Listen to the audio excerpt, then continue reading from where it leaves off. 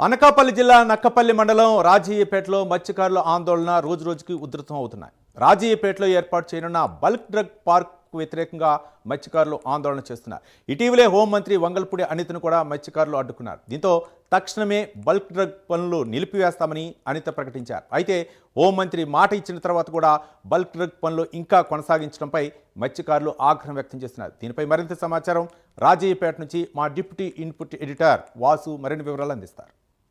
అనకాపల్లి జిల్లా నక్కపల్లి మండలం రాజీపేటలో bulk drug నిర్మాణం అసలు మూడో కంటి తెలియక నిర్మాణం సాగిపోతుంది.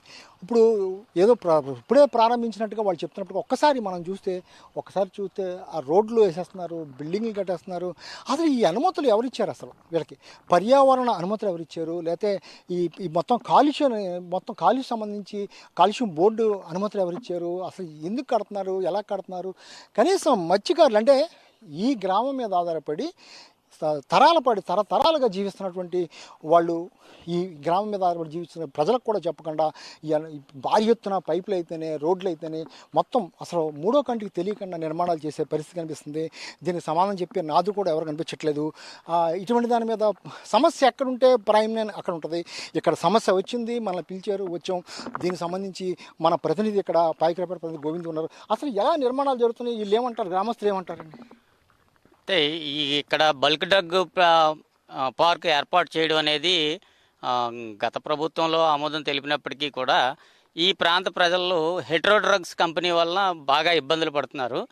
ప్రతి కుటుంబంలోనూ అనేకమైనటువంటి రోగాలతో బాధపడుతున్న వారు ఉన్నారు. దాన్ని దృష్టిలో పెట్టుకొని ఈ ప్రాంతంలో బల్క్ డ్రగ్ పార్క్ అనేది వద్దు అనేది ప్రధానంగా వినిపిస్తున్నటువంటి నినాదం. ఈ మత్స్యకారులందరూ కూడా తమ జీవన విధానంలో జీవనోపాధి కోల్పోతున్నాము, అనారోగ్యాలు పాలవుతున్నాము అంటూ వారు ఆవేదన వ్యక్తం చేస్తున్న పరిస్థితి అయితే మనం చూస్తున్నాం. వీళ్ళకి ఈ బల్క్ డ్రగ్ పార్క్ ఏర్పాటుకు అయితే మాత్రం అటవీ శాఖ, పర్యావరణం కానీ, పొల్యూషన్ కంట్రోల్ బోర్డు కానీ, ప్రభుత్వం నుంచి కూడా ఎటువంటి అనుమతులు లేవు అనేది ఇక్కడ వాదన వినిపిస్తుంది. దీన్ని పరిగణలోకి తీసుకొని బల్క్ డ్రగ్ పార్క్ అనేది ఆపు చేయాలని ఈ ప్రాంత ప్రజలు కోరుకుంటున్నారు. ఇది పరిస్థితి. ఎందుకంటే ఇప్పటికే హెట్రో డ్రగ్ దాదాపు సంవత్సరాల తరబడి హెట్రో డ్రగ్ ఉంది. హెట్రో డ్రగ్ను ఆనుకునే ఈ గ్రామం ఉంది.